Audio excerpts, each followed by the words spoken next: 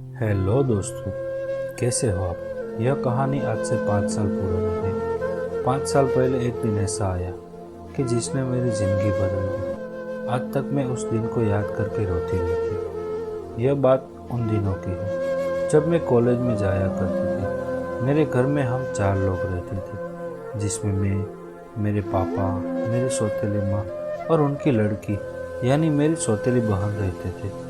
मेरी सौतेली बहन का नाम रेशमा था। वह भी कॉलेज में मेरे साथ पढ़ती थी। हम लोग साथ साथ कॉलेज जाया करते थे। मेरे बॉयफ्रेंड का नाम था रोहित। हम पिछले 1 साल से डेट करते थे।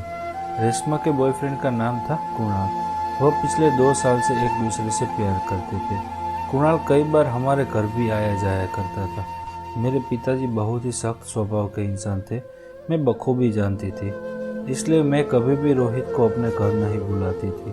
हम लोग बाहर मिल लेते थे। एक दिन ऐसा आया जिस बात का मुझे अंदाजा भी नहीं था। मैंने कभी सोचा भी नहीं था कि मेरे साथ ऐसा भी हो सकता है। जब मैं रात को सो गई थी, तब रात को क्या हुआ मुझे मालूम नहीं था। अभी सुबह के 6 बज रहे होंगे और मेरे पापा मेरे रूम में आए और मेरे गाल पर 2 थप्पड़ मार दिए और मुझे बहुत बुरा बुरा कहने लगे। वह इतने गुस्से में थे कि उन्होंने मुझे अपनी नाजायज़ औलाद तक बोल दिया। मैं इतनी डर गई थी कि मेरे से पूछा भी नहीं गया कि मेरा क्या कसूर है। वह मुझे डांट कर अपने कमरे में चले गए। तब मेरी माँ और मेरी बहन मेरे रूम में खड़ी खड़ी एक दूसरे के सामने स्माइल दे रही थी। तभी मुझे लगा कि यह काम इन दोनों का ही है। मैं अभी बेड पर ही रोती रही। मुझे कुछ समझ नहीं आ रहा था। तभी मेरी माँ ने गुस्से में आकर मेरे ऊपर पानी डाल दिया और बोली, महारानी अब जल्दी उठो और घर का सारा काम भी आज तुझे ही करना है। मैं जैसे तैसे करके नहाने चली गई और बाहर आकर मैं किचन में नाश्ता बनाने लगी। वहाँ पर खड़े खड़े भी मैं रो ही रही थी। फिर भी मेरे पर किसी को तरस नहीं आया। सबसे ज़्यादा दुख तो मुझे मेरे पापा के मुझे नाजायज़ बोलने पर हुआ था। दोपहर तक मैं समझ चुकी थी कि यह सारा कांड मेरी माँ और मेरी बहन ने किया है।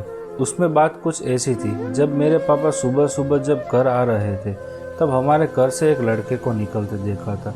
जब पापा ने घर में आकर मम्मी को पूछा, तो मम्मी ने बताया कि वह मेरा बॉयफ्रेंड रोहित था। और पापा यह बात बर्दाश्त न कर सके कि मेरे पीछे यह सब होता है घर में, और पापा सीधा आकर मुझे मारने लगे। लेकिन वह रोहित नहीं, कुणाल था, और पापा यह नहीं जानते थे।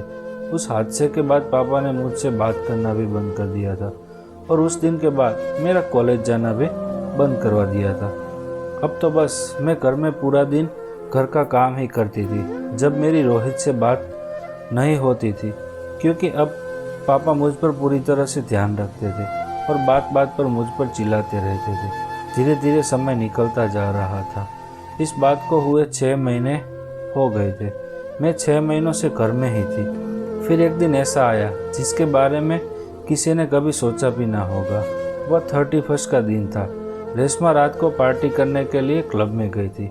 वहाँ पर उसने और कुणाल ने बहुत शराब पी थी। दोनों में से किसी को होश तक नहीं था। कुणाल तो वहाँ पर बेहोशी की हालत में सोफे पर सोया हुआ था। रेशमा वॉशरूम जाने लगी। तभी वॉशरूम के बाहर 4 लड़कों ने रेशमा को रोक लिया और बोला, आज रात तो तुम्हें हमारी हसीन करनी ही होगी। उसमें से एक लड़का बोला, क्या चीज़ है, यह आज तो रात अपनी ही होगी।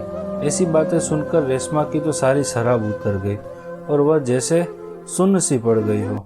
अब वह चारों लड़के रेशमा को जबरन पकड़कर वहाँ के एक रूम में लेकर गए और उसके साथ बदतमीजी करने लगे।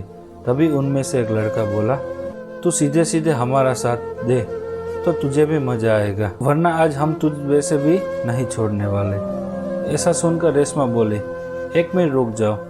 और वह बोली, आपको मजा ही लेना है तो मेरी जगह मेरी बहन के ले लो, वह मुझसे भी ज़्यादा खूबसूरत है।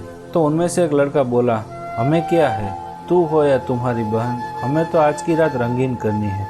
यह सुनकर रेशमा ने तुरंत अपना मोबाइल में मेरी तस्वीर दिखा दी।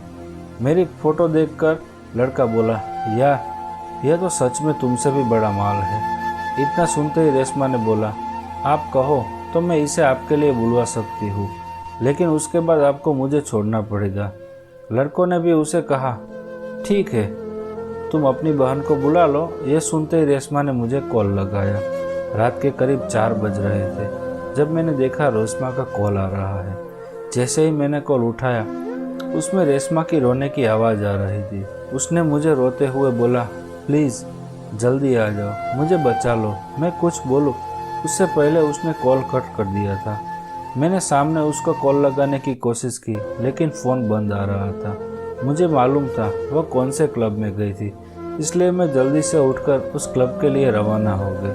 15-20 मिनट में मैं वहां पर पहुंच गई। जैसे ही मैं क्लब के अंदर गई मैंने कुणाल को बेहोशी की हालत में देखा। अब मैं रेशमा को ढूंढती हुई अंदर चली गई। मैं अलग अलग कमरों में उसे ढूंढ रही थी, तभी पीछे से किसी ने मुझे पकड़ लिया और मेरी आंख पर पट्टी बांध दी। मैं इस जल्दबाजी में हुए हादसे में मैं कुछ समझ नहीं पाई कि वो लोग कौन है। मुझे कोई कमरे में ले गए और मुझे बेड पर पटक दिया। मैं ज़ोर ज़ोर से चिल्ला रही थी, बचाओ बचाओ, लेकिन मेरी सुनने वाला यहाँ पर कोई नहीं था। तभी मैंने रेशमा की आवाज़ सुनी। उसने कहा, मेरी छोटी बहन आ गई है तो अब मैं जाती हूँ। ऐसा कहकर वहाँ से चली गई। उसके जाते ही मुझे एहसास हुआ कि इस बार भी उसकी कोई चाल थी मुझे फंसाने के लिए। अब सारे लड़कों ने मिलकर मेरे साथ बहुत गंदी हरकत की और मेरा रेप किया गया। फिर मैं बेहोश हो गई थी।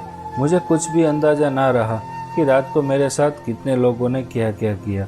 मैं अब किसी को मुंह दिखाने के लायक नहीं रही, जैसे मेरी ज़िंदगी तबाह हो गई हो। तो दोस्तों, आपको यह कहानी सुनकर कैसा लगा? अपनी राय बताइए। क्या कोई बहन अपनी ही छोटी बहन के साथ ऐसा कुछ कर सकती है? प्लीज़ कमेंट करके ज़रूर बताना।